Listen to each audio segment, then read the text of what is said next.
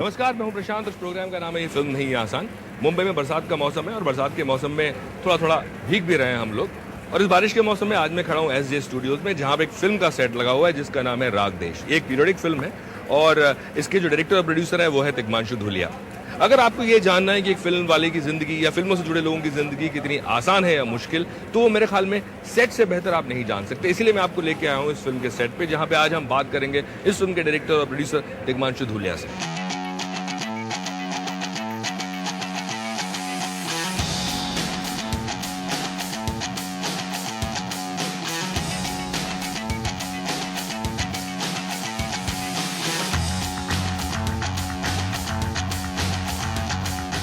हाय दिशु, पहले तो मुबारक हो, आपका बर्थडे है और उसके अलावा आपका जो शूट है पहला दिन है फिल्म का। पहला दिन ठीक है, तो सबसे पहले तो मुझे बताइए कि एक पीरियड फिल्म आप बना रहे हैं और इसका नाम है राग देश। पीरियड फिल्म आप मेरे ख्याल में पहली बार शायद अटेम्प्ट कर रहे हैं। अगर हालांकि पान सिंह तोमर भी एक पीरियड थोड़ा पीरियड था ही। लेकिन यहाँ पे क्या है, फैक्ट्स लोग ज्यादा चेक करेंगे, बिल्कुल। तो कितना मुश्किल है ये? मुश्किल भी है और आसान भी है। मुश्किल सिर्फ इसलिए है कि क्योंकि अब पीरियड होता है तो बहुत सारी ऐसी चीज़ें होती हैं जो कि इतिहास को बहुत लोग नतमस्तक होकर देखते हैं ना, बहुत रेवरेंस के साथ देखते हैं कि भाई वो सिगरेट नहीं पी सकते, ये नहीं पी सकते। जबकि आप जवाहरलाल नेहरू तो कौन सी पी रहे हैं? हाँ, जवाहरलाल नेहरू भी सिगरेट पीते थे, सुभाष चंद्र बोस भी सिगरेट पीते थे। अगर हालांकि मैं दिखाऊंगा जरूर उनको पीते हुए, लेकिन मुझे मालूम है मैं दिखाऊंगा 10 लोग बात भी करेंगे कि ऐसा कैसे। तो ये सारी दिक्कतें आती है, लोग खड़े हो जाते हैं। आसान इसलिए है कि रिसर्च के लिए आपको बहुत सारी चीज़ें इन्फॉर्मेशन मिल जाती है। बायोपिक बन रही हैं, पीरियड फिल्म्स भी हैं। बायोपिक के नाम में उन पे मसाला भी मारा जा रहा है और बहुत सारे जो तथ्य हैं उनको मोड़ तोड़ के दिखाया जा रहा है। उससे कैसे बचेंगे? वो तो बड़ा सब्जेक्टिव इंडिविजुअल मामला। मेरा क्या है कि मैं इतिहास का स्टूडेंट रहा हूँ, इलाहाबाद यूनिवर्सिटी का पढ़ा हूँ, पढ़ा लिखा डायरेक्टर हूँ मैं। तो मैं इतिहास में ड्रामा ढूंढ लेता हूँ, बट कभी कभी कुछ ऐसे प्राइवेट मोमेंट्स होते हैं जो कि कहीं लिखे तो नहीं है कि अगर जवाहरलाल नेहरू या सुभाष चंद्र बोस कहीं बैठ के चाय तो पी होगी साथ में, जरूर पी होगी, उस वक्त क्या बातें हुई होंगी। ऐसी जगह पे आप थोड़ी एक सिनेमैटिक लिबर्टी ले सकते हैं कि उन्होंने कुछ पर्सनल बातें की या ये हुआ वो। उसके बाद अलावा तो आपको तथ्यों के साथ सच्चाई बरतनी पड़ती है। तो मुझे एक बात बताइए कि क्या एक वजह इस फिल्म को उठाने की ये भी थी क्योंकि अभी हाल फिलहाल में ना बहुत कुछ चल रहा था कि उनके जो पर्सनल डॉक्यूमेंट्स हैं उनको भी ओपन किया जाए, लोगों के सामने रखा जाए, और ये एक हमेशा से बड़ा मिस्टीरियस सब्जेक्ट रहा है आज तक। मतलब कुछ वक्त पहले तक लोग कहते हैं कि सुभाष चंद्र बोस जिंदा है या नहीं रहे। नहीं, क्योंकि मेरा जो एरिया है, जो मेरा सब्जेक्ट है, ये उस तरफ नहीं जाता कि सुभाष चंद्र बोस के साथ क्या हुआ। ये ज्यादातर सुभाष चंद्र बोस ने क्या किया उस पे है जिस पे बारे में लोग बहुत ज्यादा पहले के लोगों को पता है, लेकिन आज की जनरेशन के, आज के लोगों को वाकई में पता नहीं कि आजाद हिंद फौज थी क्या। और इस ट्रायल के बारे में जो लाल किले में भी, इसके बारे में लोगों को नहीं पता। मैं बता दूं आपको कि जो अभी सेट लगा हुआ है ये एक कोर्ट का सेट है और जाहिर सी बात है पीरियड फिल्म में तो बड़ा ध्यान रखना पड़ता है कि कौन से जो भी आप प्रॉप्स यूज कर रहे हैं वो उस वक्त के हों। ये कोर्ट मार्शल हुआ था। कोर्ट मार्शल हुआ था जी, तो उसका ये सेट है। और अभी आप थोड़ी देर पहले कहते कि मैं पढ़ा लिखा डायरेक्टर हूँ, तो पढ़े लिखे से ही मैं शुरू करता हूँ। मैं बता दूँ कि तिशु की जो फैमिली है वाकई बहुत पढ़ी लिखी है। इनके फादर जज रहे हैं, भाई भी एक इनके जज हैं। और पर मुझे ये बताइए कि वो कुर्सी छोड़ के जज की आपने डायरेक्टर की कुर्सी क्यों पकड़ ली? कहीं बचपन से ही एक था कि मुझे बनना है, या मैं अपने दोनों बड़े भाइयों ने जो किया वही किया। मैं सबसे छोटा हूँ, तो जो घर में होता है जो बड़े भाई करते हैं। मेरे बड़े भाई थिएटर करते थे तो मैंने भी थिएटर करना इलाहाबाद में शुरू कर दिया। वो गिटार बजाते थे तो मैंने भी गिटार बजाना शुरू कर दिया। अब वो दोनों आगे बढ़ के अपने पैरों पर खड़े हो गए, मैं नहीं हो पाया। मैंने थिएटर को ही परसू किया, फिर घर वालों ने ज़्यादा दिक्कत नहीं, मैंने कहा नेशनल स्कूल ऑफ ड्रामा जाऊँगा, तो उन्होंने किसी ने मना नहीं किया, तो मैं गया और फिर यहाँ हूँ। पर जनरली ऐसा होता है कि लोग जो है पढ़ी लिखी फैमिली से आते हैं, कहते डॉक्टर का बेटा डॉक्टर बनेगा, जज का बेटा जज बनेगा, तो ऐसा कोई प्रेशर नहीं था कि यार तुम कहाँ, या शुरू से बड़ी ओपन माइंडेड फैमिली थी? ओपन माइंडेड तो थी, लेकिन ये था कि उनको लगता था कि मैं पता नहीं शायद कुछ कर ना पाऊँ। तो मेरे घर वालों ने मुझको टाइपिंग और शॉर्ट हैंड सिखाना भेज दिया था कि कम से कम मुंशी तो बन जाएगा अपने बड़े भाई का।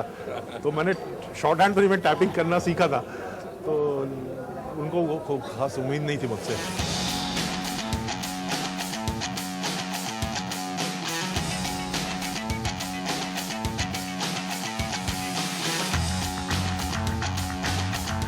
जब आप एनएसडी की तरफ जा रहे थे, और एनएसडी में नाटक नौटंकी कहते हैं हमारे साइड में, आपको तो पता ही है, भाणगिरी कहते हैं। तो थिएटर जो है खासतौर से एनएसडी के जो लोग हैं उनका ये होता है कि यार हमारी ज़िंदगी थिएटर के लिए समर्पित है और फिल्मों को बड़ी हीन भावना की नज़रों से भी देखते हैं जो लोग हैं। नहीं यार प्रशांत, क्या था कि मैं सिर्फ इलाहाबाद में था तो मैं सिर्फ ऐसी जगह जाना चाहता था जहाँ पे थोड़ा माहौल थोड़ा खुला खुला हो। तो पहले मैं ड्रामा स्कूल देखने गया कि ड्रामा स्कूल है क्या चीज़।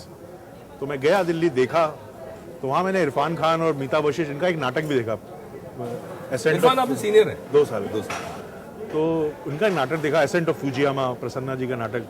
फिर मैंने देखा कि ये रात में भी लड़के लड़कियां घूम रहे हैं, वो ज्यादा इंटरेस्ट कर गया। बस बस चाय पी जा रही है और बहुत ही खुला माहौल है। मैंने कहा बॉस यही आना है। तो ज्यादा थिएटर और आर्ट के चक्कर में नहीं आया, मैं उस खुले माहौल को ढूंढने आया। तो बंदिश नहीं चाहिए थी आपको। और फिर फिल्मों में इंटरेस्ट मेरा शुरू से था। फिल्म क्लब था इलाहाबाद में, तो फिल्में देखता था। तो मैं तो ड्रामा स्कूल से निकलने के बाद मैंने नाटक किया भी नहीं, 1-2 नाटक देखे ही हैं। मतलब पिछले 20 साल में मैंने 1 या 2 नाटक भी देखे। आप किस चीज़ के स्टूडेंट थे आप?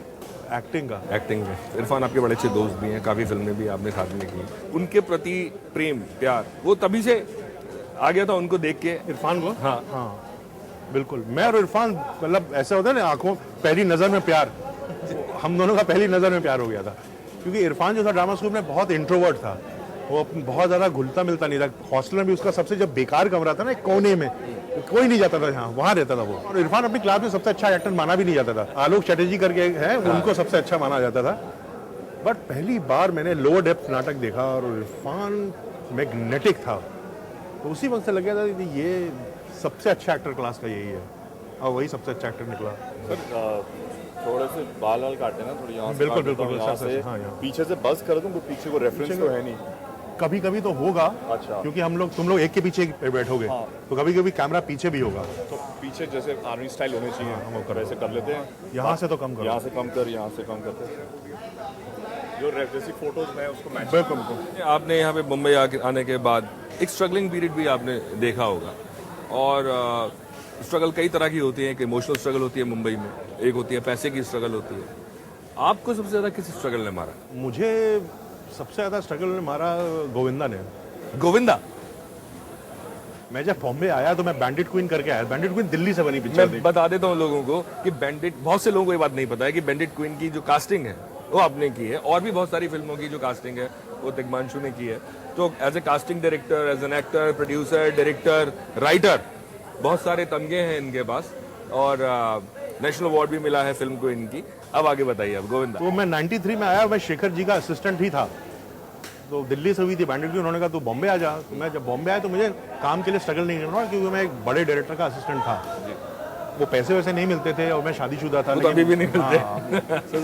तो मैं अपने भाई के साथ रहता तो रहने की भी ऐसी कोई दिक्कत नहीं थी। लेकिन मेरा बहुत मन था कि मैं गोविंदा के साथ पिक्चर बनाऊं। तो मैंने शेखर जी को बोला कि सर आप फ़ोन कर दीजिए एक बार। तो उन्होंने फ़ोन कर दिया, गोविंदा ने कहा भेज दो। बोल तो दिया, लेकिन इतनी स्ट्रगल की है मैंने गोविंदा के साथ कि कहाँ मैं उसके किस्से। संजय मिश्रा और मैं, गोविंदा ने कहा मैं हैदराबाद में शूटिंग कर रहा हूँ। पैसे तो होते नहीं थे। मैं संजय मिश्रा मेरा बैचमेट, उसके बाद ही काम वाम था नहीं। मैंने कहा हैदराबाद चलते हैं। संजय कहता चलो। बस में लटक के हैदराबाद पहुंचे, किसी 200-300 रुपए वाले होटल में गए। फ़ोन किया रामू जी, गोविंदा ने कहा आ जाओ। गए, लंच हो गया, चलो लंच खा लें। लंच खा लिया, बोलता शाम को मिलते हैं। शाम हम लोग वापस चल गए। शाम के साथ फ़ोन किया तो कहता पैकअप हो गया, वापस बॉम्बे जा रहे हैं, एयरपोर्ट आ जाओ। हमने कहा चीची भैया पैसा नहीं है प्लेन के टिकट का। तो कोई बात नहीं, वाशु बगनानी प्रोड्यूसर है, मैं उसको बोल दूंगा। मैं और संजय पहुंचे एयरपोर्ट पे, वो यूनिट जारी, हम लोग देख रहे हैं हमको। चीची कोई बोलो, निकल गए हम लोग वापस बस पकड़ के। फिर बॉम्बे में उनकी खूब पिक्चरों की स्ट्रगल की भीड़ में हमें देख लें, बुला ले, वो हुआ नहीं कभी। तो सबसे ज्यादा मेरी स्ट्रगल गोविंदा ने करवाई। अगर आप अभी इंडस्ट्री देखें तो आपको 2 अलग डिवीजन साफ नजर आते हैं। एक होता है पूरा एंटरटेनमेंट, एक है आप, अनुराग कश्यप, बाकी जो लोग हैं जो इस तरह की फिल्में बनाते हैं। फिर कहीं आप जैसे डायरेक्टर्स उस स्ट्रीम में भी जाने की कोशिश करते हैं, चाहे अनुराग हो, बॉम्बे वेलवेट, आप हो, बुलेट राजा। लेकिन कहीं ना कहीं वहां पे वो जादू नहीं हो पाता। वजह यह है कि वो आपकी जमीन नहीं है, या वजह यह है कि स्टार्स को हैंडल करना मुश्किल है? नहीं, स्टार्स को हैंडल करना मुश्किल वो बात नहीं है। जब ये अनुराग के साथ आई एम श्योर जब रणबीर कपूर कर रहा होगा तो उसमें रणबीर को टोटल सरेंडर होगा। मेरे साथ भी सैफ था, कोई दिक्कत नहीं थी। सैफ मेरे साथ काम करना चाहता था, मुझको सैफ के साथ कोई स्ट्रगल नहीं करनी पड़ी कि मुझे सैफ के साथ करना होगा। वो शायद गलती खुद से हुई है। क्या होता है कि जब आप नए आते हैं, मैं इलाहाबाद सब समझ के आया था पहली पिक्चर में, तो रियलिटी बहुत करेक्ट थी। मैं इलाहाबाद से बहुत सालों से दूर हो गया। फिर मैंने यूपी की पे पिक्चर बनाने की कोशिश की ना, तो फिल्मी पिक्चर बन गई। जो फिल्में कहते हैं ना, ज़्यादातर वो लोग फिल्में बनाते हैं जो फिल्मी फैमिली के होते हैं। उन्होंने वो फिल्मों की फिल्में बनाते हैं। जिन डायरेक्टर्स का आप नाम ले रहे हैं, अनुराग, मैं, अनुराग बसु, इम्तियाज़ अली, श्रीराम राघवन, ये सब फिल्मी फैमिली के लोग नहीं हैं और सब बाहर से आए हुए लोग हैं।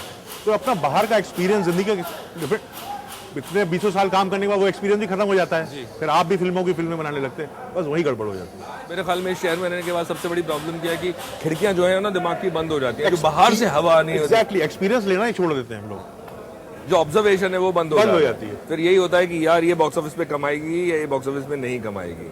हम लोग घर में नहीं रह रहे, बॉम्बे बड़ा ऑफिस है, हम लोग ऑफिस में रह रहे हैं। ऑफिस में रह रहे, सही बात है। ऐसा होता है क्या? कभी कभी ऑफिस छोड़ के कहीं चले जाना चाहिए 5-6 महीने के लिए, सोच घूम फिर के आना चाहिए, फिर कुछ नया फ्रेश लिखना चाहिए। मुझे लग रहा है कि आपका जो शॉर्ट वॉट है वो रेडी होने वाले हैं, तो मेरे ख्याल में आप थोड़ा सा काम कर लीजिए, उसके बाद फिर हम आपसे बात करेंगे। लेकिन उससे पहले मैं दर्शकों से आपकी वाइफ को जरूर इंट्रोड्यूस कराना चाहूंगा, जो कॉस्ट्यूम कर रही है इस फिल्म में वो। हाँ, तो हमारा जो प्रोग्राम है उसमें बड़ा कैंडिड टाइप का शो है ये। जो भी लोग आपके आसपास होते हैं हम उनसे मिलाते हैं कौन आपका जो स्तंभ है पीछे, वो कौन है, किनका कामयाबी में हाथ है, तो वो है, आप इंट्रोड्यूस कराइए अब। ये मेरी पत्नी है तुलिका, और कॉस्ट्यूम कर रही है इस फिल्म में। इन्होंने और भी फिल्मों में, मेरी साहिबी गैंगस्टर में कॉस्ट्यूम की थी, इस फिल्म में कर रही हैं।